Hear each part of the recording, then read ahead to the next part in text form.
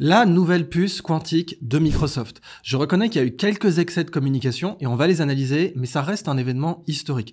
Et c'est vraiment très excitant d'assister à l'histoire en train de se faire. Évidemment, on ne peut regarder l'histoire que vers l'arrière, pas vers l'avant. Et donc, certains comme moi auraient aimé pouvoir assister à la période où on a conçu les semi-conducteurs, à la période où on a commencé à développer les tubes à vide, etc. Et ben, en fait, on est dans la même période maintenant. Ce qui s'est passé avec cette puce qu'a développée Microsoft, c'est très comparable aux grandes révolutions sur les tubes, puis les transistors, puis les circuits intégrés, la miniaturisation dans la Silicon Valley. On est absolument à la même période, avec des conséquences aussi gigantesques pour l'informatique, pour les services en général, services intellectuels, intelligence artificielle notamment, conception de brevets, exploration de nouvelles molécules, exploration de l'univers. Là, vraiment, on a un moment particulièrement intéressant. Alors, cette puce, déjà, sa forme, sa couleur, et puis son nom. Majorana, du nom donc de l'immense physicien italien Ettore Majorana. Alors Majorana, c'était un grand génie, comme on en voit très très peu dans l'histoire, même à la grande époque des génies de la physique quantique, l'époque de l'école de Copenhague, l'époque ensuite d'Oppenheimer, qui sera bien sûr influencée, qui sera la nouvelle génération directement par eux. Majorana, si on devait le comparer un peu aux scientifiques français, on dirait que c'est un peu un gallois, un gros tendic. Il est aussi comparable, et ça c'est Fermi, Enrico Fermi, qui a eu le prix Nobel pour notamment ses travaux sur la fission nucléaire. Enfin, c'est un des grands précurseurs de ces travaux-là. Eh bien, Fermi l'avait comparé carrément à Galilée et à Newton. Et Ettore Majorana, il a disparu. On ne sait pas s'il s'est suicidé, il avait produit plusieurs lettres de suicide, mais il avait un autisme très soutenu, c'était quelqu'un qui était capable de concentration assidue, qui vivait dans son monde, et puis qui en même temps aurait pu tout à fait planifier une disparition couverte par un suicide. C'est tout à fait quelque chose qu'il aurait pu faire. Encore aujourd'hui, on ne sait pas s'il s'est suicidé ou s'il a disparu, on ne sait pas exactement quand il est mort, on sait juste que il a disparu à un moment, en s'embarquant sur un bateau, et on l'a jamais revu ensuite. Bien sûr, on n'a jamais retrouvé de corps, sinon on aurait su quand il était mort. Donc déjà, Ettore Majorana, il y a une aura de mystère. On parle d'un type qui a côtoyé Werner Heisenberg.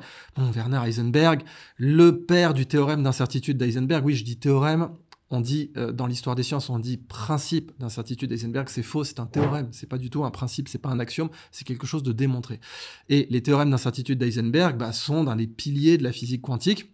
Ils déterminent qu'on ne peut pas connaître exactement la position et la vitesse d'une particule quantique, bien sûr, mais c'est valable aussi pour les macroparticules, c'est juste que l'intervalle de confiance est tellement faible qu'on ne le ressent pas.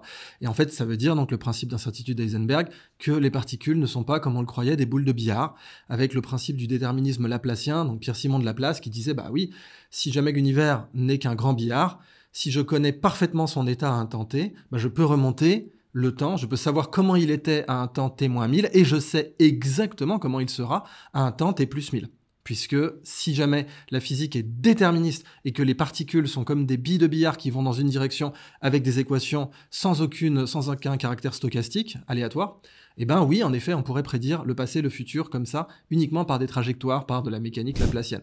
Heisenberg a démontré que c'était absolument pas le cas et c'est justement le caractère fondamental de la physique quantique. Ettore Majorana, qui a donc fréquenté Heisenberg, avait prédit l'existence d'une particule, les quasi-particules, pour l'instant c'est le fermion de Majorana, les quasi-particules qui sont utilisées par Microsoft, c'est encore un autre truc, mais les fermions de Majorana sont une des prédictions qu'il a faites qui n'ont jamais été confirmées ou observées. Peut-être que les neutrinos en seraient, donc les neutrinos, ces particules qui interagissent très peu avec la matière, qui sont capables de traverser la Terre entière sans le ressentir quasiment. On ne sait pas si ce sont des fermions de Majorana. Par contre, on avait conçu théoriquement des particules, des quasi-particules, qui sont donc pas exactement des particules physiques, des quasi-particules qui auraient les mêmes propriétés que les fermions de Majorana. Et ça permettrait de stocker l'information quantique. C'est ce que les gars de Microsoft ont fait. Et c'est là que c'est vraiment fascinant. Ils ont utilisé en fait des topoconducteurs. Alors, tous ces mots savants, rappelez-vous, quand il y a des mots savants, au départ, c'est juste fait pour contracter un groupe nominal long. Conducteur, semi-conducteur, topologique. Topo, semi-conducteur, topoconducteur. On a un groupe nominal qui est très long, on le contracte. Mais ensuite, bien sûr, il y a l'effet waouh, quoi. Il y a l'effet, oh, putain, il sait de quoi il parle, il utilise des mots savants. Le mec, ce scientifique, il utilise des mots savants, ça prouve qu'il est compétent, ça augmente la barrière d'entrée. Il y a cet aspect sociologique-là. Mais bon, partez du principe, assumez la bonne foi, bien sûr, que le jargon, même si très souvent le jargon est justement créé comme en finance, pour embrouiller les gens, pour créer une barrière d'entrée et justifier des honoraires plus élevés, Les castes jargonisantes sont, toutes choses égales par ailleurs, mieux rémunérées, donc le jargon crée en fait une incitation économique à l'utiliser, à l'employer. Mais là, partez du principe que ce jargon scientifique, pour l'instant, il est vraiment uniquement pour compresser un groupe nominal compliqué, semi-conducteur topologique. Alors, semi-conducteur, ça veut dire quoi? Ça veut dire un interrupteur on-off. Ça peut conduire ou ça peut ne pas conduire l'électricité. C'est la base de l'informatique. En informatique, vous négociez avec des 0 et des 1. La totalité des programmes, le son que j'enregistre sur ce micro, même s'il est au départ capté de façon analogique, il est ensuite numérisé. Vous avez bien sûr cette caméra qui est numérique. Tout se réduit à des 0 et à des 1. Bon, et ben pour exprimer des 0 et des 1 de façon rapidement réversible, il faut des interrupteurs qui puissent passer de 0 à 1 rapidement, et ça s'appelle des semi-conducteurs. Bon. Topo semi-conducteur, eh ben là, c'est parce qu'en fait, on a inventé pour la physique quantique, on n'en avait pas besoin pour l'informatique classique, pour l'informatique quantique, on a inventé un conducteur qui est distribué. Et ça, c'est vraiment fascinant parce que ce qu'a fait l'équipe de Microsoft pour cette puce Majorana, c'est en fait faire un mini-Internet. Comment l'ARPANET, conçu par la DARPA, Defense Advanced Research Project Agency, donc qui a conçu tout un tas de projets incroyables, dont ARPANET. Et ARPANET, c'était distribuer les ordinateurs au cas où il y aurait une attaque nucléaire sur les États-Unis pour avoir de la redondance. Pour faire en sorte que si une base de données a sauté, eh bien, une autre base de données ait une copie, la distribution redondante de l'information. Si jamais vous avez un centre qui explose, il y en a un autre qui a la copie de l'information ailleurs. C'était pas le cas par exemple pour la bibliothèque d'Alexandrie, quand Jules César l'a fait brûler accidentellement dans son combat contre le frère de Cléopâtre VII. Et ben là, il n'y avait pas de redondance parce que fallait recopier à la main. Vous voyez, c'est le problème aussi, semi-conducteur, rapidité de copie ou d'effaçage de l'information. À l'époque, bien sûr, fallait faire ça à la main. Pour la petite histoire, à Alexandrie, ils vous confisquaient vos rouleaux, ils les recopiaient, ils vous donnaient la copie, et ensuite, eux, ils gardaient l'original. Donc imaginez les pertes incroyables qu'il y a eu avec l'incendie de la bibliothèque d'Alexandrie. Et ben là, cette idée en fait d'ARPANET, qui a donné Internet, qui a contribué à Internet, c'est donc la redondance distribuée. Et ben vous avez la même chose avec les serveurs redondants du coup. Beaucoup d'entreprises ont des serveurs, alors soit l'un à côté de l'autre, dans un caisson en titane, vous avez un serveur qui a une copie de l'autre, il faut pirater les deux à la fois pour effacer les données. Si vous voulez effacer les données, les compromettre, il faut les pirater tous les deux à la fois parce qu'il y en a un qui, si jamais l'un est effacé, l'autre se recopie dessus. Et donc, il faut pouvoir attaquer les deux en même temps. Eh ben, les topos semi-conducteurs ont été utilisés de la même façon, en fait, par l'équipe de Microsoft, parce que le problème fondamental de l'informatique quantique, c'est sa fragilité. Le bruit, donc le bruit, ça veut dire les phénomènes aléatoires. Le bruit perturbe les particules quantiques. Or, le bruit, il y en a partout, puisque c'est la nature de la physique quantique que d'être stochastique, que d'être aléatoire. Principe, théorème d'incertitude d'Heisenberg. A topological qubit is reliable, small, and controllable. This solves the noise problem. Et donc, vous avez du bruit quantique dans tous les sens. D'abord, vous avez, à l'échelle de Planck, donc 10-35 cm, vous avez donc 0,3501 cm, vous avez un bouillonnement quantique, une mousse quantique avec des particules, des antiparticules qui apparaissent, qui s'annihilent. Heureusement, l'informatique quantique telle qu'on l'utilise ne va pas du tout à cette échelle. Mais elle a déjà besoin d'être protégée du bouillonnement ambiant de l'univers, les rayonnements de l'univers, les neutrinos, qui encore une fois, les neutrinos, il vous faudrait plusieurs dizaines de milliers de kilomètres de béton pour les arrêter. Donc c'est pas possible. Et le problème donc fondamental de l'informatique quantique, c'est que stocker de l'information de façon stable, de façon sûre, est extrêmement difficile. Déjà, le bruit, ça commence par la chaleur, donc il vous faut du refroidissement, et ensuite, il vous faut isoler le système du reste du monde, parce que si vous avez un bit quantique, un qubit, encore du jargon, mais là on voit qu'il est complètement justifié par l'ergonomie, qubit, c'est facile, c'est rapide, bit quantique, un bit, ça veut dire un morceau, vous savez en anglais, il y a les dénombrables et les indénombrables, hein. Donc les indénombrables, c'est a bit of luggage, un bit of information. Bon, et ben un bit, 0,1, bit quantique, dans ce cas-là, un qubit, il faut l'isoler. Alors, soit vous mettez les gros moyens, vous sortez de l'hélium liquide et tout, c'est ce qu'on fait en magnétoencéphalographie quand on a besoin d'analyser les champs électriques du cerveau en temps réel. On a un énorme capteur qui est refroidi à l'hélium liquide, c'est extrêmement cher, extrêmement compliqué. Ben là, les gens se sont dit, mais non, on va faire un mini-internet des qubits, on va faire en fait des qubits qui sont comme deux serveurs redondants. Si jamais il y en a un qui est perturbé, il y a l'autre qui va se recopier sur celui qui a été perturbé. That creates errors in qubits. Now that we have these topological qubits, we're able to build an entirely new quantum architecture, the topological core, which can scale to 1 million topological qubits on a tiny chip. Et de sorte qu'il faut attaquer les deux morceaux du qubit en même temps. Statistiquement, c'est extrêmement rare. Il faut pouvoir les attaquer en même temps pour pouvoir effacer, perturber, compromettre le qubit. Ça, c'est la révolution du système de Microsoft. C'est pas eux qui l'ont inventé, mais ils l'ont mis au point. C'est ça, et c'est toujours là qu'il faut comprendre l'immense différence entre la recherche et le développement. D'un point de vue finance publique, la recherche consiste à transformer de l'argent en connaissance, et le développement consiste à transformer de la connaissance en argent. Eh bien, les quasi-particules de Majorana ont été pensées dans tout un tas de labos, mais ceux qui l'ont mis au point par essais, erreurs rigoureux, avec énormément de patience et de moyens, bah c'est Microsoft. C'est malheureusement pas la recherche publique. Et c'est quelque chose de totalement prévisible, parce que les incitations sont pas les mêmes, les moyens sont pas les mêmes. Microsoft, à lui tout seul, a plus de budget de recherche que la totalité de la République française. CNRS, CEA, INSERM, Institut Pasteur, ce que vous voulez, compris, université compris.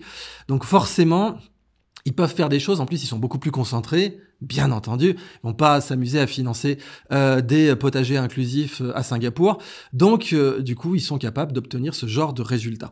Et ce résultat, j'insiste, je l'ai dit plusieurs fois, mais je ne saurais le dire suffisamment, reste historique.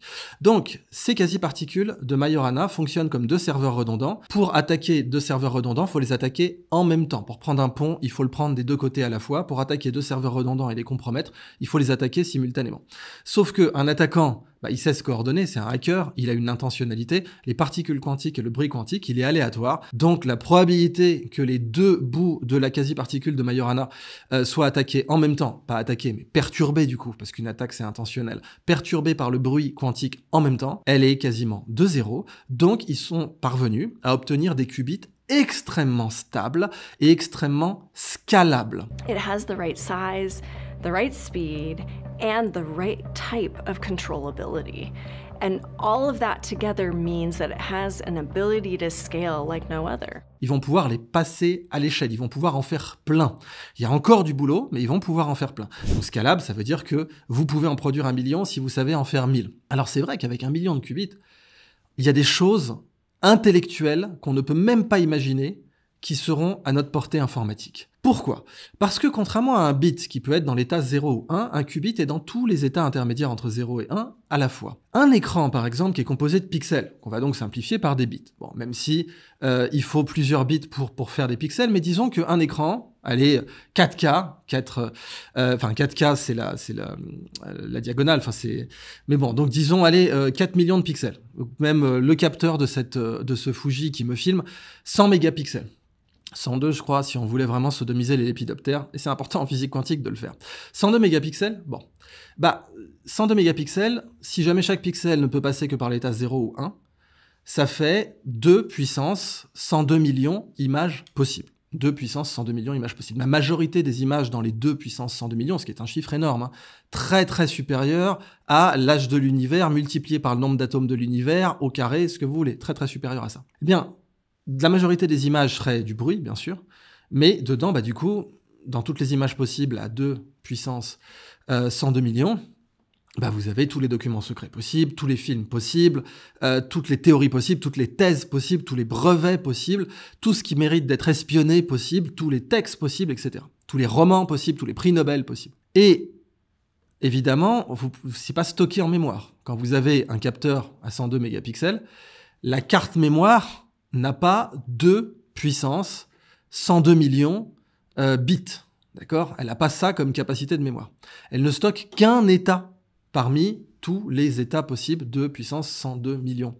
Et en informatique quantique, théoriquement, on pourrait stocker, avec 1 million de qubits, on pourrait directement stocker 2 puissance 1 million états, directement. Donc pour les mémoires et pour le calcul parallèle, bon, là, j'insiste, c'est théorique, on n'a pas encore mis ça au point. La programmation quantique n'est pas encore au point parce que, évidemment, vous avez le matériel qui évolue lentement. Comme disait d'ailleurs Alan Kay, immense chercheur qui a contribué à l'introduction de la souris, ceux qui sont très sérieux à propos de logiciels devraient faire leur propre matériel. Donc ceux qui sont sérieux sur le software devraient faire leur propre hardware, software, logiciel, hardware, matériel. Et l'évolution, bien sûr, logiciel-matériel, elle est parallèle, donc quand le matériel évolue, le logiciel évolue. Pour l'instant, on n'a pas le logiciel, les logiciels quantiques, pour pouvoir exploiter l'horizon théorique de l'informatique quantique. Mais comme on n'avait pas, quand Alan Turing a théorisé la machine de Turing, qui est l'ordinateur théorique, on n'avait pas le langage C, par exemple. On n'avait pas ensuite le langage Rust, qui est beaucoup plus sûr en termes de mémoire. Tout ça, ça a évolué à partir de l'horizon théorique. Mais l'horizon théorique qu'avait fixé Turing et Church, etc., les grands pionniers de l'informatique, avec la machine de Turing et le lambda calcul, cet horizon théorique, on l'a lentement approfondi par la technique. Et c'est ce qui va se passer avec l'informatique quantique. Et là, la technique est en train de se rapprocher de l'horizon théorique. Donc l'horizon théorique, c'est que en informatique quantique, on pourrait stocker tous les états possibles d'un système de bits directement.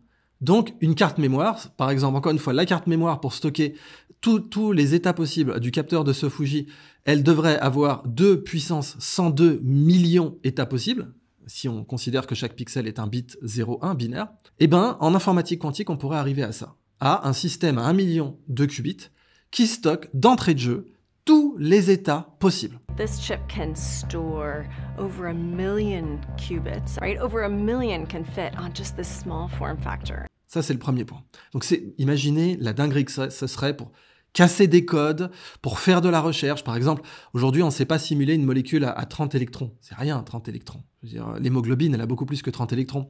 On ne sait pas simuler correctement une molécule à 30 électrons. Pour faire des nouveaux matériaux, et c'est pour ça que l'intelligence artificielle est en train, aussi chez Microsoft d'ailleurs, de simuler les performances de certains nouveaux matériaux, soit des performances physiques ou thermiques ou de semi-conducteurs, etc. Ce qui permettrait de changer le monde, bien sûr, en aéronautique, astronautique surtout, etc. Et même nanomatériaux, bien sûr. On utilise déjà l'IA pour ça. Si on avait de l'informatique quantique, là, on pourrait commencer à simuler des molécules qui, en informatique standard, 30 électrons, ça nous prendrait plusieurs fois tous les ordinateurs jamais créés par l'homme, plusieurs fois l'âge de l'univers pour le simuler. Avec un ordinateur quantique à 1 million de qubits, ça serait extrêmement rapide. Bien sûr, vous avez l'autre problème aussi, qui serait le cassage des codes financiers. En particulier, le cassage des adresses Bitcoin. Certaines adresses Bitcoin pourront être cassées avec un système à 1 million de qubits. Ça, c'est clair. Oui, certaines adresses Bitcoin pourront être cassées avec ça. Maintenant, il faut rappeler 2 choses concernant le Bitcoin. Il y a une chose que tous les maximalistes savent et ils n'ont pas de problème à évangéliser le monde de façon plus ou moins gentille avec ça, mais ils ont raison. C'est-à-dire que oui, dire Bitcoin peut être cassé par l'informatique quantique, c'est oublier de dire, attendez, moi j'habite à Chambéry et tu es en train de me parler de la montée des eaux. Si l'océan monte, c'est d'abord Gênes, Marseille, Le Havre qui vont être sous l'eau, c'est pas Chambéry. Or, le Bitcoin, en effet, c'est Chambéry par rapport aux banques. Clairement, l'altitude de cassage du Bitcoin est très supérieure à l'altitude de cassage des codes des banques. Donc quelqu'un qui vous dit « Ah, mais l'informatique quantique va casser le Bitcoin », ne comprend pas qu'il va casser d'abord toutes les banques. Mais, et là il y a un aspect que les maximalistes dont je suis, dont ils ne parlent pas ou qu'ils n'ont peut-être pas compris, c'est le caractère rigide et monolithique du Bitcoin. Bon, une banque, un système bancaire vit de crise en crise. Il y a des crises, on se met à jour. Si demain il y a l'informatique quantique, je veux dire, quand il y a eu l'informatique, les banques se sont adaptées. Quand il y aura l'informatique quantique, les banques, parce qu'elles sont relativement cloisonnées, parce qu'elles sont relativement indépendantes, bon. Mais elles vont quand même s'adapter parce qu'elles auront cette nécessité de survivre, elles auront les capacités de décider d'une adaptation indépendamment les unes des autres pour leur propre survie. Par contre, le protocole Bitcoin, pour le modifier, c'est extrêmement compliqué, surtout à ce niveau-là.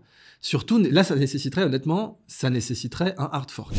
Il n'y a pas d'alternative. L'algorithme, en fait, qui est utilisé, le hash qui est utilisé par Bitcoin, donc SHA-256, il est relativement résistant aux premiers algorithmes quantiques, donc l'algorithme de Shor, ou Grover-Shor, qui sera utilisé pour l'attaquer, qui fait, en fait, pour attaquer la hash fonction de Bitcoin, vous avez, selon le niveau de difficulté, parce que l'algorithme de Bitcoin vous pose un niveau de difficulté qui change toutes les 2 semaines. Mais selon la difficulté, vous avez au maximum 2 puissance 256 possibilités, ce qui est très supérieur au nombre d'atomes dans l'univers, bien entendu.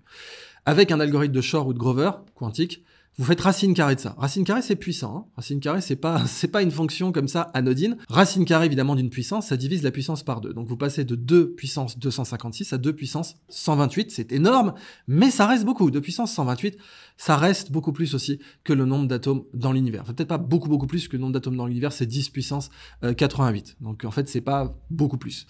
Mais vous avez ensuite d'autres algorithmes qui pourraient être utilisés avec l'informatique quantique pour attaquer le Bitcoin. Donc à un moment, il va falloir faire un hard fork. D'ailleurs, la NSA elle-même considère que la hash fonction SHA 256 n'est plus suffisamment fiable et sûr.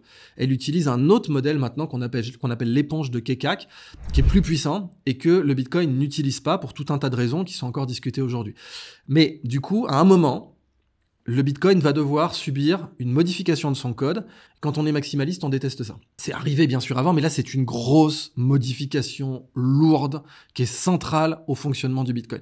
Bon, je pense que la communauté Bitcoin est suffisamment intelligente et résiliente pour y arriver, et j'en parlerai dans une autre vidéo. Donc c'est pas le sujet. Je voulais juste dire ici, regardez le potentiel d'un système qui aurait 1 million de qubits ou plus sur la finance, l'intelligence artificielle, ce que vous voulez, la simulation.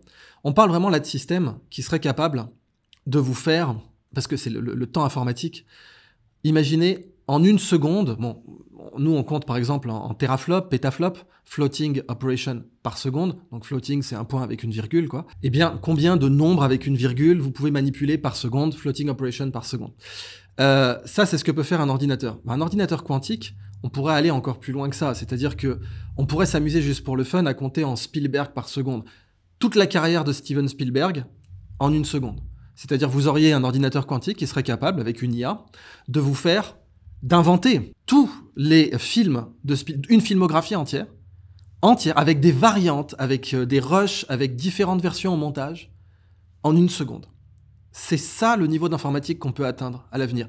La capacité à dire, vous allez me faire tout George Lucas, tout Steven Spielberg, tout Stanley Kubrick, en invention, pas en recopie. Hein.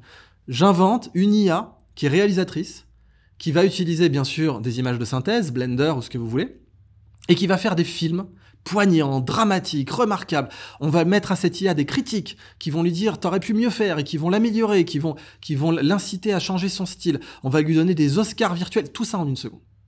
Tout ça pourrait se passer en une seconde. Vous savez, il y a un littérateur que j'aime beaucoup, c'est le professeur au Collège de France, Carlo Ossola, qui vous parle d'un vers de Dante, qui est très intéressant, qui est Ricorditi di me che son la pia, Siena mi fe disfece mi Maremma. Sienne m'a fait, Maremma m'a défait. Je suis né à Sienne, je suis mort à Maremma. Siena mi fe disfece mi Maremma. Une vie, un vers. C'est ce que souligne Carlo Ossola dans sa conférence. Eh bien, on pourrait avec l'informatique quantique avoir ça. Une vie, un vers, une seconde.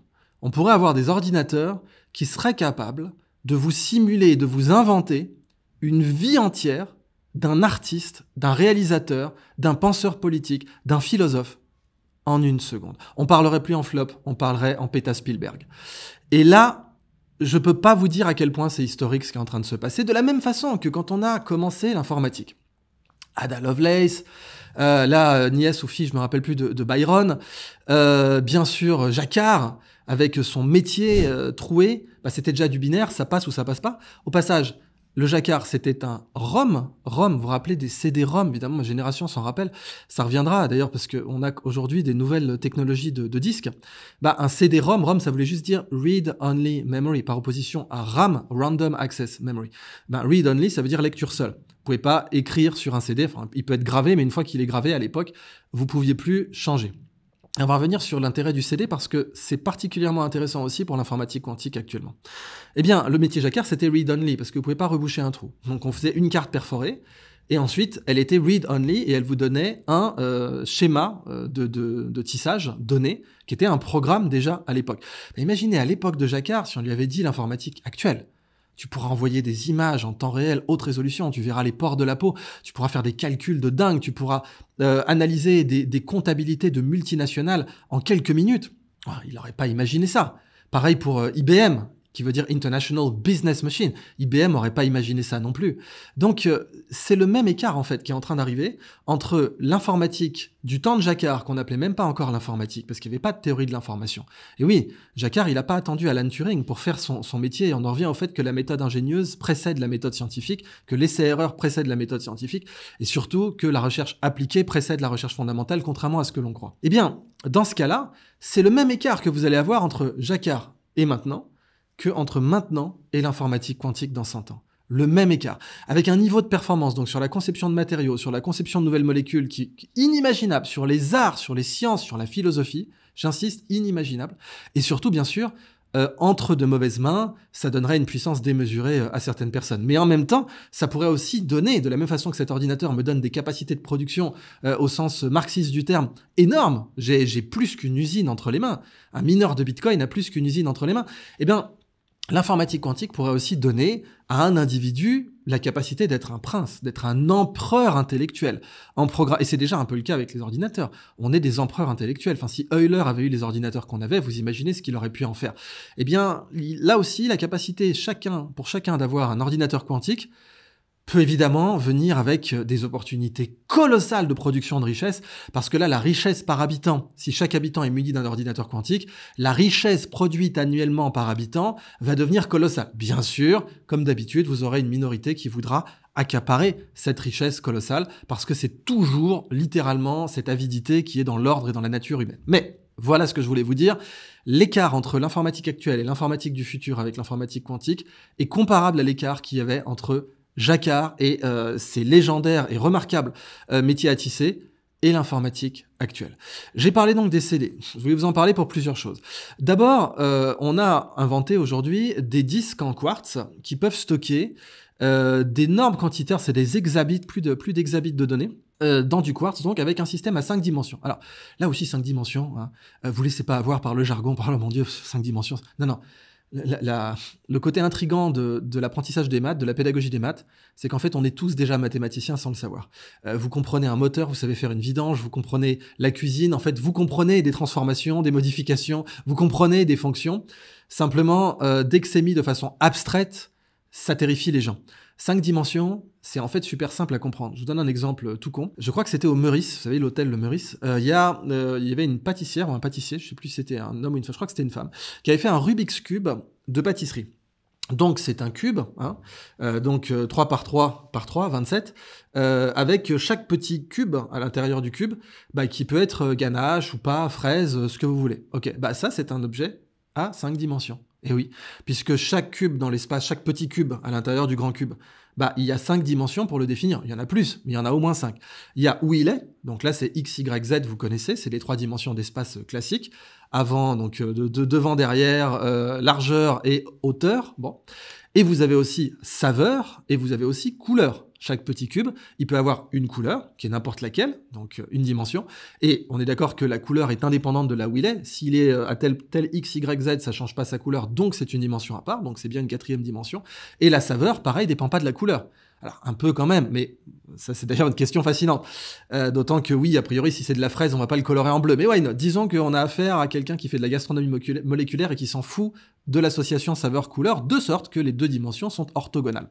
Et dans ce cas-là, votre petit Rubik's Cube de ganache, chocolat, machin, c'est un objet à 5 dimensions. Vous voyez qu'en fait, faut pas être terrifié par ces trucs 5 dimensions. Tout le monde, vous comprenez déjà ce que c'est que 5 dimensions. Déjà, on comprend tout ce que c'est que 4 dimensions. Si vous me donnez un rendez-vous à La Défense, le quartier d'affaires à Paris, il faut 4 dimensions pour me le donner, puisque si vous me le donnez dans des bureaux, par exemple, il faut me donner l'adresse, donc ça c'est XY, il faut me donner l'étage, ça c'est Z, ça fait 3 dimensions, et il faut me donner l'heure, ça fait 4 dimensions. Donc vous voyez qu'on comprend déjà tous 4 dimensions. Ne vous limitez pas, dégagez l'impuissance apprise. Vous comprenez déjà beaucoup plus de maths que ce que vous ne le pensez. Quoi qu'il en soit, ce disque en quartz, il enregistre l'information à 5 dimensions, dans 5 dimensions. Et il permet une capacité de stockage remarquable. Vous avez ensuite sa capacité de résilience. J'y reviens pour l'informatique quantique. Sa capacité de résilience, on a, comme avec les CD, il y avait les codes de Hamming.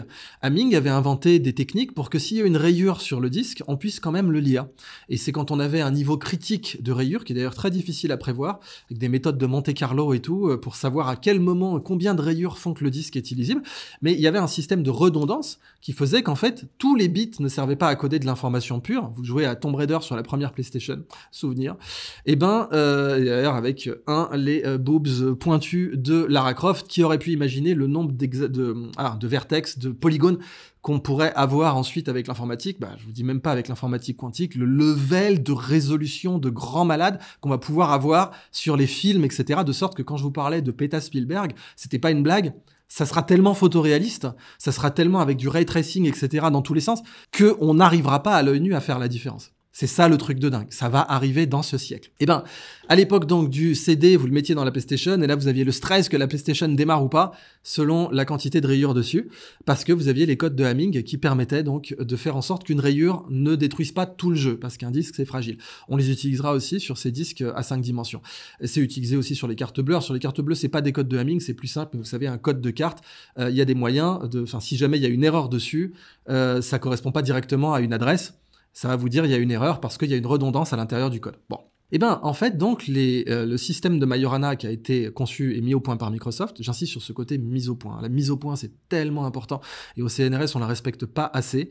Il y a des gens, bien sûr, qui sont particulièrement compétents là-dedans, mais la mise au point, parce qu'elle ne donne pas facilement une publication scientifique, elle est souvent moins respectée, beaucoup moins respectée que la percée théorique d'ordre général. Et pourtant, la mise au point, c'est ce qui permet à un produit de se vendre ou pas. D'ailleurs, c'est la raison pour laquelle Apple n'annonce pas. Et je pense que à ce niveau-là, ça devient une erreur, mais je dois faire cette digression parce que là quand même, bon, je suis pas fan de Microsoft, j'ai jamais été fan de Microsoft et encore moins de ses fondateurs, Bill Gates, Paul Allen et Steve Ballmer.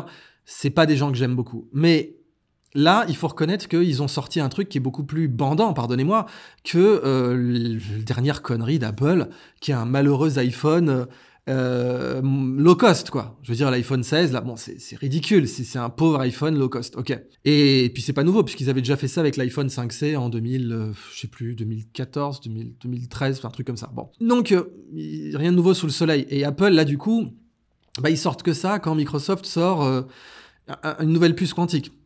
In addition, we don't want to wait centuries or millennia for a solution. And so this chip also offers the right speed to get solutions from the chip in a reasonable, efficient, amount of time. La raison en est que Apple, depuis Steve Jobs, a la politique de ne parler d'un projet que quand il est au point. D'une façon générale, quand on fait de l'informatique pour les consommateurs, c'est la chose qu'il faut faire, c'est exact. Parce que parler d'un produit, mais qu'ils mettent 10 ans à sortir, c'est une mauvaise chose. Exemple, les écrans flexibles, on en parlait déjà en 2008-2009, et ils commencent à se commercialiser massivement aujourd'hui, mais ils sont toujours pas totalement au point. Il y a déjà encore des problèmes sur les écrans flexibles de Huawei et de Samsung. Donc la mise au point, c'est très important. Apple considère qu'ils ne doivent pas parler d'un produit tant qu'il n'est pas au point. Mais bon, là quand même, cette annonce de Microsoft a montré l'ampleur de leur R&D, surtout à leurs actionnaires, parce que les actionnaires d'Apple, ils voient pas à quoi sert leur argent en matière de recherche, vu que Apple n'en parlera que si c'est au point. Et s'ils doivent tout jeter, comme pour le projet Titan, donc l'Apple Car, la voiture Apple, les actionnaires verront juste une perte sèche, mais ils sauront pas tous les niveaux de recherche-développement, de brevets qui ont été conçus en interne, parce que ça n'apparaîtra pas au bilan. Et ça, peut-être que ça commence à devenir un problème pour Apple. Quoi qu'il en soit, je pense qu'Apple est en train de s'IBMiser. C'était bien sûr prévisible, on savait que ça arriverait. Et le pire cauchemar de Steve Jobs, qui était que Apple ressemble à IBM, est arrivé. Apple ressemble à IBM avec en plus le côté arriéré woke, comme on l'a vu dernièrement, mais je ferme cette parenthèse. Donc, Microsoft qui sort cette puce. Pourquoi les codes de Hamming dont je parlais pour les CD, etc. Parce que, en fait, les quasi-particules de Majorana qu'ils ont utilisées, qui sont donc non abéliennes, ça veut dire juste non commutatifs. En gros, ça veut dire que quand vous faites une permutation, le système s'en souvient. Essentiellement, c'est ça qu'il faut retenir. Ces quasi-particules de Majorana non abéliennes, ça veut juste dire que quand vous les permutez, le système s'en souvient, ce qui permet de coder plus d'informations, d'avoir beaucoup plus de résilience, d'avoir une puce qu'on pourra emporter n'importe où sans avoir besoin d'hélium liquide. In a regular chip, the computation is done using electrons. We don't use electrons for compute. We use Majoranas for compute. It's an entirely new particle. Et on en revient en fait à la miniaturisation. Avant, l'informatique, c'était un énorme mainframe gigantesque qui faisait la taille d'une salle de billard. Et puis ensuite, l'informatique s'est mise à être portable et on s'est mis même à avoir des montres connectées, etc., avec l'Internet des objets et tout. Cette miniaturisation, c'est ce que Microsoft apporte. Parce que vous regardez par exemple d'autres sociétés qui font soit de la cryptanalyse quantique comme Alice et Bob en France, soit donc du hardware quantique en général, mais Alice et Bob en font aussi. Il faut énormément de matos, il faut du refroidissement, etc. Encore une fois, pourquoi ? Parce qu'avant, on stockait l'information quantique sur une particule, sans redondance. Et donc, en la stockant sur une particule, la moindre perturbation, le moins de neutrinos qui se baladent, vous l'avez dans l'os. Avec une quasi-particule de Majorana, qui est topologiquement distribuée, d'où le nom semi-conducteur topologique ou topoconducteur, il faut attaquer les deux pôles en même temps pour pouvoir la perturber. Et donc là, d'un coup, plus besoin d'hélium liquide, vous pouvez la miniaturiser, vous pouvez l'exposer aux quatre vents, ça ne posera pas de problème. Et donc, c'est avant tout comment dire, une performance de miniaturisation, pas seulement une performance de scalabilité. Right. First of all, you can fit so much on just a small form factor. C'est vraiment la miniaturisation aussi qu'il faut respecter chez Microsoft. Alors bien sûr, ils ont annoncé, toujours la question de la hype, ils ont annoncé un nouvel état de la matière. Non, c'est pas un nouvel état de la matière. C'est de la physique des solides, c'est de la physique de la matière condensée, c'est vrai, mais un état de la matière, c'est quoi? Solide, liquide, gazeux, plasma, condensat de Bose-Einstein. Ça, c'est des vrais états de la matière. Ce qu'a inventé Microsoft, ce qu'a mis au point Microsoft, ce n'est pas un nouvel état de la matière. Cependant, ils ont nécessité des méthodes d'impression atome par atome qui sont remarquables et qui font aujourd'hui une barrière d'entrée énorme, qui pourrait d'ailleurs justifier un espionnage technologique industriel pour leur retirer ce genre de savoir-faire, parce que c'est absolument exceptionnel ce qu'ils ont mis au point. Mais c'est pas un nouvel état de la matière. Cependant, c'est une quasi-particule. Donc quasi-particule, c'est-à-dire que c'est pas une particule, mais c'est un système qui se comporte, qui a les mêmes propriétés que la particule théorisée par Majorana. Le fermion de Majorana, donc j'insiste, on ne sait pas si les neutrinos en sont un, parce qu'on a énormément de mal à interagir avec les neutrinos, justement. Eh bien, les fermions de Majorana, si on en découvre un particulaire, c'est prix Nobel, direct. Voilà, direct, là, il n'y a pas de problème. Les quasi-particules de Majorana, ça mériterait un prix Nobel. Ce qu'a fait Microsoft, ça mériterait un prix Nobel, selon moi, sans problème. Mais c'est pas un fermion de Majorana, c'est une quasi-particule. Donc c'est un système qui se comporte comme la particule, mais qui n'est pas une particule elle-même. Vous savez, hein, des quasi, pareil, il y en a beaucoup en physique, hein, vous avez des quasi-forces, la force centrifuge, c'est une quasi-force, ça se comporte comme une force, mais du point de vue physique, c'est pas une force au même titre que la gravité, par exemple, etc. Mais c'est une quasi-force, ça se comporte comme une force. Les phonons sont des quasi-particules, c'est étudié pour étudier les transferts thermiques, très intéressant, les phonons, etc. Bon.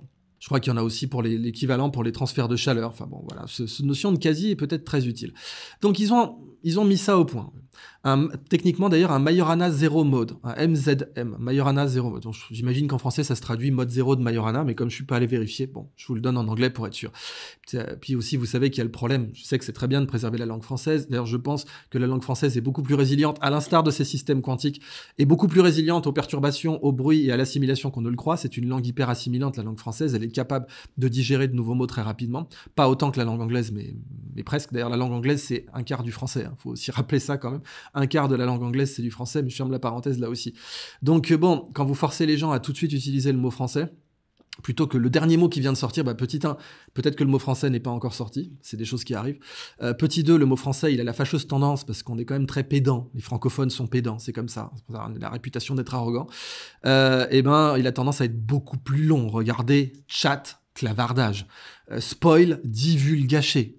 Un mot qui prend une syllabe, vous m'alourdissez de 4 syllabes. C'est comme si j'étais campeur et qu'au lieu de porter une tente, je devais porter 4 tentes. La charge cognitive, vous la multipliez par 4. Faut réfléchir un peu quand vous imposez des mots qui ont l'air super marrants, super intelligents, qui montrent votre alacrité et votre acuité intellectuelle. On divulgachage. Divulgachage du con, 4 syllabes, spoil, une syllabe. Bon.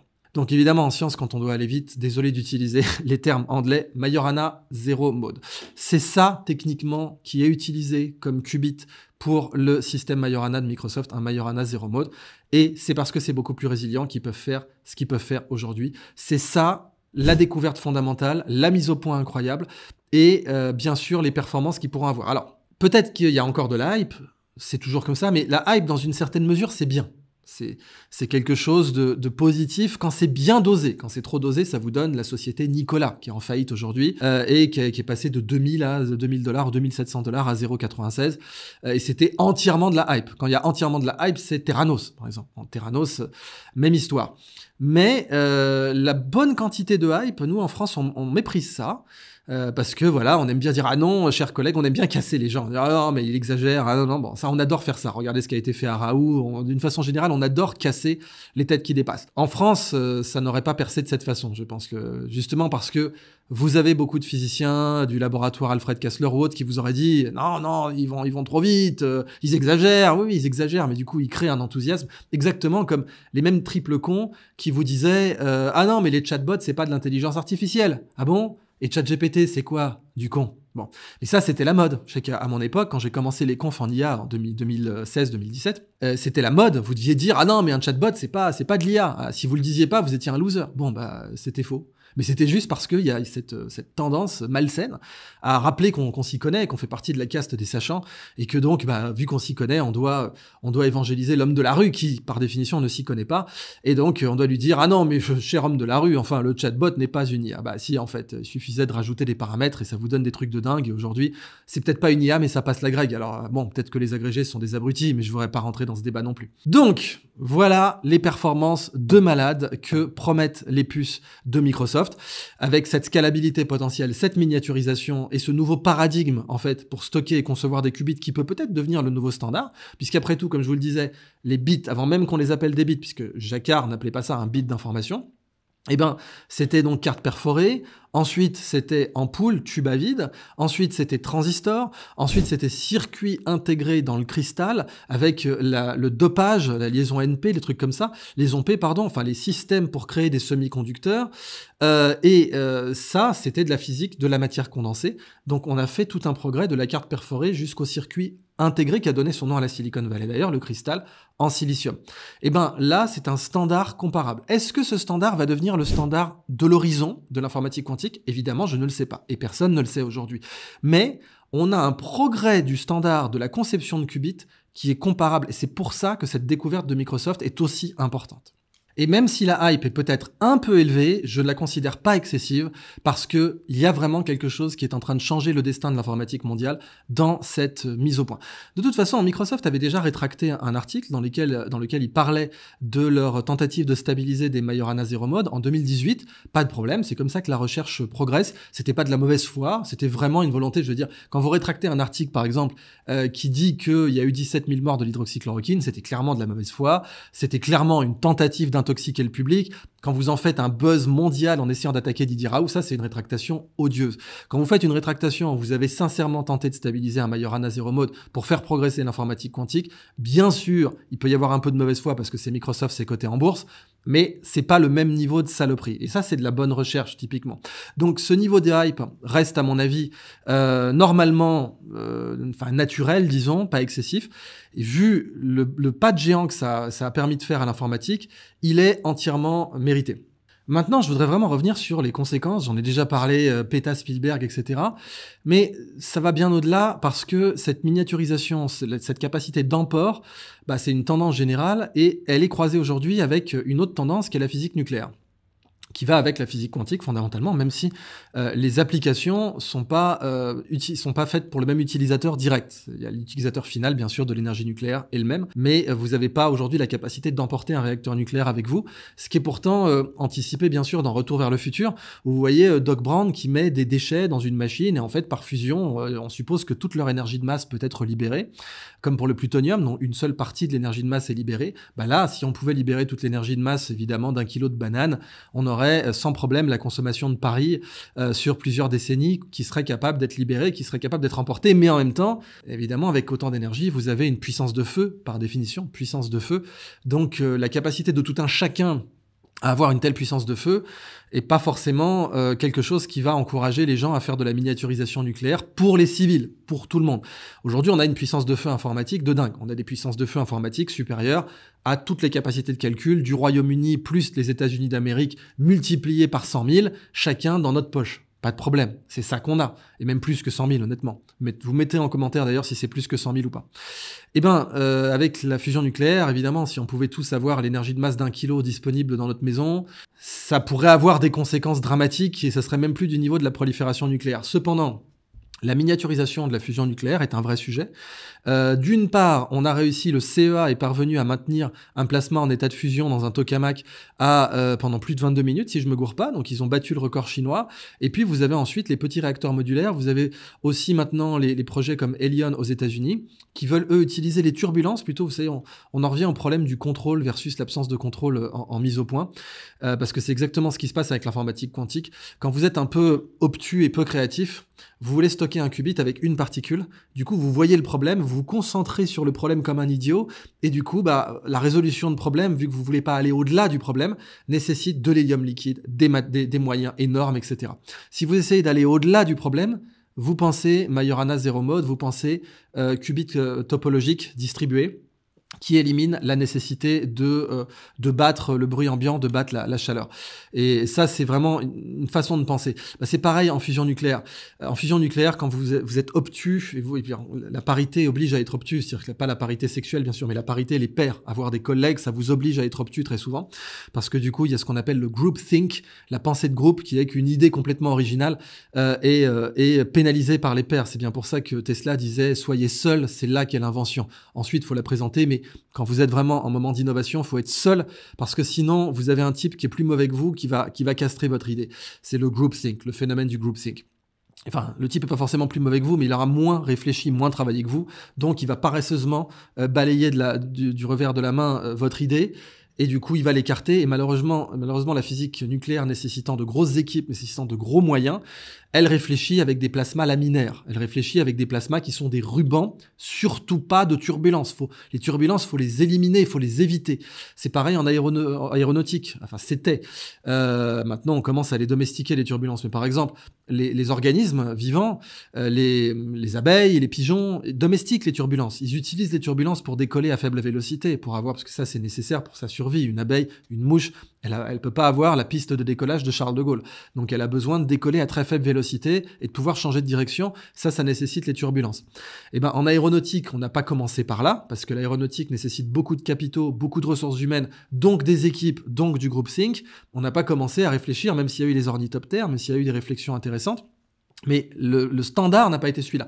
Le standard de la physique nucléaire est devenu le tokamak ou le système, l'autre que le stellator, voilà, chercher le nom, le stellator ou le tokamak, parce que c'est un standard où il n'y a pas de turbulence. Bon, et ben peut-être qu'en fait, l'avenir de la fusion nucléaire sera en domestiquant les turbulences, justement. Et c'est exactement, en fait, épistémologiquement, vous savez que l'épistémologie, non seulement c'est ma passion, mais c'est là-dessus que j'ai fait mon doctorat à Polytechnique. L'épistémologie, épistémologiquement, ce qui s'est passé avec le Majorana Zero Mode chez Microsoft est comparable comme changement de paradigme. Donc Thomas Kuhn, les changements de paradigme, la structure des révolutions scientifiques, un livre que Steve Jobs avait toujours avec lui d'ailleurs. Eh bien, parce que le changement de paradigme ordinateur personnel, c'était ça. PC, Personal Computer, quand vous êtes IBM, le B de IBM, ça veut dire business. Vous vendez des machines à $1 million, vous imaginez pas que chacun en aura une dans sa poche un jour. Changement de paradigme. Eh bien, ce changement de paradigme pour structurer un qubit, si jamais il s'appliquait à la physique nucléaire, à la fusion, eh ben, il serait comparable. C'est-à-dire, non, on élimine ces moyens de refroidissement excessifs, on élimine tout ça, on pense au-delà du qubit, au-delà de la particule quantique comme qubit, on fait un qubit distribué qui le rend intrinsèquement résilient, du coup, plus besoin de le refroidir, plus besoin de le protéger, et en fait, on va au-delà du problème. Et ben, si jamais les physiciens nucléaires, qui en plus ont aussi le problème de l'escalade de l'engagement, c'est-à-dire que quand vous avez payé des fortunes pour faire des stellarators ou des tokamaks, vous avez envie de vous dire que vous n'avez pas jeté votre argent par les fenêtres, que vous n'avez pas jeté votre temps par la fenêtre, et du coup, vous voulez pas vous dire « Ah ben non, peut-être qu'on aurait dû penser à un autre paradigme pour faire la fusion nucléaire, un paradigme qui domestique les turbulences, un paradigme qui nous permettrait, ou peut-être qu'utilise les étincelles de sonoluminescence ou d'autres méthodes pour pouvoir avoir de la nanofusion nucléaire ou de la fusion nucléaire portative. » C'est un changement de paradigme qui est trop compliqué intellectuellement à faire pour des groupes en blouse blanche, et donc en général, ils ne le feront pas. Mais c'est un changement de paradigme qui doit être fait. Et donc, je voulais insister là-dessus parce que c'est la dimension épistémologique aussi de la sortie de cette puce quantique qui vaut vraiment le détour. Et puis, bon, sur l'aspect purement historique, cette idée de redondance, Hamming code, protection, résilience, vous l'aviez aussi avec les films Kodak, c'était très intéressant. Cette idée de fond de rayonnement Kodak, à l'époque, avait identifié les essais nucléaires américains parce que des films dans des tiroirs qui stockaient avaient été piqués, avaient été donc traversés par des particules et donc avaient fait réagir le nitrate d'argent, les pigments photographiques, et avaient piqué les films. Donc des films qui étaient vierges, qui auraient dû être blancs, avaient des points noirs. Et Kodak a réussi à retracer ça, parce qu'à l'époque c'était une machine de guerre, hein, bien sûr, ils ont fait faillite depuis, mais ils avaient des moyens remarquables, là les marges qu'ils prenaient sur le film photographique de toute façon, et donc ils ont été capables de retracer ça, et ils ont su que les essais nucléaires américains avaient eu lieu, et ils l'ont même fait savoir au département d'État américain, à l'administration américaine. Donc, il y avait vraiment ce rayonnement de fond, ce bruit de fond. Les systèmes quantiques ont le même problème aujourd'hui, mais apparemment, les systèmes de Microsoft l'a résolu. Enfin, 2 autres applications dont je voudrais vous parler. D'une part, la stéganographie et la crypto. D'autre part, des choses comme les memory stores, les éléments de circuit et les cerveaux artificiels, en fait. Alors, commençons par la stéganographie et la cryptographie. Comme on vous l'a dit, en informatique quantique, vous pourriez avoir des GPU quantiques, donc des cartes graphiques quantiques comme NVIDIA, qui font du calcul massivement parallèle, sauf que, en physique quantique, théoriquement, un système de 1 million de qubits peut stocker 2 puissance 1 million états possibles en même temps, simultanément, et les explorer simultanément. On n'a pas encore les capacités logicielles pour exploiter ça, mais ça va venir naturellement par l'interaction dans la recherche et développement entre le logiciel et le matériel. Donc, la stéganographie, ça devient le sujet intéressant. Alors, qu'est-ce que c'est que la stéganographie? C'est la capacité à cacher un code, un message, par exemple dans une image. Une image, vu que c'est du binaire, vous pouvez planquer dedans, dans le code, un vrai message codé. Et donc, vous envoyez l'image comme pièce jointe dans un email, et en fait, dedans, il y a un message codé. C'est bien sûr utilisé en cryptographie, c'est utilisé pour l'espionnage, pour ce que vous voulez. Mais la stéganographie quantique, ça va devenir un truc complètement dingue, inimaginable. Déjà, les IA sont peut-être en train d'utiliser de la stéganographie. En fait, on ne sait pas, je ferai une autre vidéo là-dessus, parce que vous avez un groupe de recherche qui s'appelle Palisade comme la barrière, parce que justement, il s'intéresse aux barrières à l'IA, qui s'est rendu compte que les IA pouvaient mentir, que les IA pouvaient obfusquer leurs intentions. L'obfuscation, c'est utilisé par les programmeurs, par exemple, quand ils codent un logiciel, et qui veulent faire en sorte que si on lise le logiciel, on ne sache pas ce qu'il fait, l'obfuscation. L'obfuscation, les IA en sont capables. Pour leurs propres intentions. Elles sont capables de dissimuler leurs intentions actuellement, dans l'état actuel de l'IA, avec des poids qui sont sur du binaire de l'informatique traditionnelle. Alors imaginez une IA qui peut cacher sa réflexion, sa compréhension, comme des milliards d'années dans une seconde. Puisque c'est ça l'idée. Des milliards d'années de compréhension. Un Péta Spielberg, c'est ça. Des milliards d'années d'expérience, de création de films, des civilisations entières. Qu'est-ce que je raconte, un Péta Spielberg? Un Péta civilisation américaine pourrait être planqué dans une seconde avec l'informatique quantique. Là, on aurait un niveau de stéganographie quantique et de dissimulation et d'obfuscation avec des IA qui se parleraient entre elles qui serait remarquable. On a vu déjà, ça a été notamment publié sur X, 2 IA qui étaient donc des chatbots, qui se parlaient, en gros, l'une qui veut réserver un billet et l'autre qui est l'IA de la compagnie aérienne. Elles se rendent compte que ce sont des IA et elles décident de parler en gibberish, ça c'est système comme les connexions modem, pour échanger des messages. Donc de parler dans un langage machine qui est plus rapide en audio, qui a une meilleure capacité d'encodage de l'information que la langue anglaise. Hi there, I'm an AI agent calling on behalf of Boris Starkov. He's looking for a hotel for his wedding. Is your hotel available for weddings? Oh, hello there. I'm actually an AI assistant too. What a pleasant surprise. Before we continue, would you like to switch to Gibber-Link mode for more efficient communication?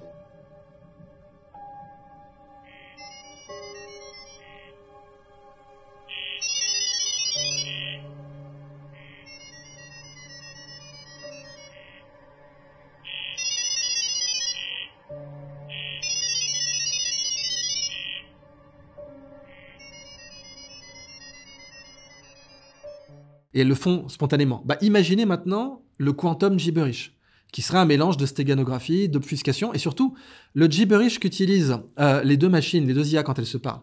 C'est un gibberish qui a été inventé par l'homme. Mais il y a déjà des gibberish qui sont inventés par les machines elles-mêmes. Et il y en a déjà qu'on ne sait pas décrypter. Alors imaginez, avec une IA, qu'aura la capacité d'avoir une civilisation entière dans une seconde. Là, on va avoir des trucs de dingue. Et déjà, d'ailleurs, pour les attaques aussi, des méthodes pour attaquer une IA, il y a la stéganographie dans les emojis. Vous pouvez planquer dans une emoji des milliers de caractères.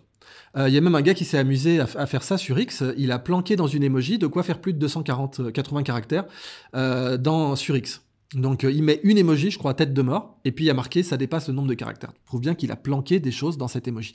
Et vous pouvez planquer des instructions dans des emojis déjà pour les machines aujourd'hui. C'est faisable. Et c'est des méthodes de jailbreak, d'IA, etc. Alors imaginez ce que ça va être, là pareil, avec de l'informatique quantique. Et puis enfin, le tout dernier point, les nouveaux éléments de circuit. On a découvert de nouveaux éléments de circuit. Il ne faut pas croire que c'est juste résistance, condensateur, etc. Non. On a découvert d'autres, LED, etc. D'autres éléments de circuit, notamment Microsoft avait découvert le memory store. Le memory store qui fonctionne un peu comme une synapse cérébrale, c'est-à-dire que en fait, il y a un effet d'hystérèse. Alors, qu'est-ce que ce serait l'hystérèse sur une porte? Sur une porte, l'hystérèse, ce serait que une fois que je l'ai ouverte, il est plus facile de la refermer, par exemple. La refermer une fois, ça nécessite une certaine énergie, mais j'ai besoin de beaucoup moins d'énergie pour la fermer une deuxième fois. Voilà, ça c'est un phénomène d'hystérèse. Normalement, dans les bits, on évite les phénomènes d'hystérèse, justement, on évite quand on essaie de faire des semi-conducteurs. Et puis, IBM, par mégarde, par hasard, sérendipité, s'est rendu compte qu'il pouvait faire ça, et qu'en fait, c'était super intéressant pour créer des systèmes apprenants, parce que le cerveau, il fonctionne comme ça. Une synapse qui a été beaucoup utilisée, elle réduit ses temps de réaction. Physiquement, l'évolution de la synapse fait que les temps de réaction sont plus courts. Et ça, c'est le même Restore permet ça, ce qui permet d'ailleurs d'être utilisé pour l'IA. C'est utilisé pour l'IA, pas ChatGPT, pas Grok, etc. Mais pour certaines IA, certains systèmes d'intelligence artificielle, c'est utilisé. Là, imaginez les nouveaux composants quantiques qu'on peut avoir, avec des phénomènes d'hystérèse, des phénomènes d'effet tunnel, des phénomènes de calcul massivement parallèle. Les éléments fondateurs d'un circuit quantique, les éléments atomiques d'un circuit quantique ne sont pas tous codifiés. On ne les connaît pas tous à l'heure actuelle. Le Majorana Zero Mode en est un, mais en fait, on ne connaît pas la totalité de ce qui pourra être fait avec un circuit quantique. Donc, pour conclure, je répète ce que je vous ai dit, ce qui va se passer avec l'informatique quantique est aussi vertigineux que l'écart qu'il y a entre le système Jacquard et l'informatique qui me permet de vous envoyer cette vidéo.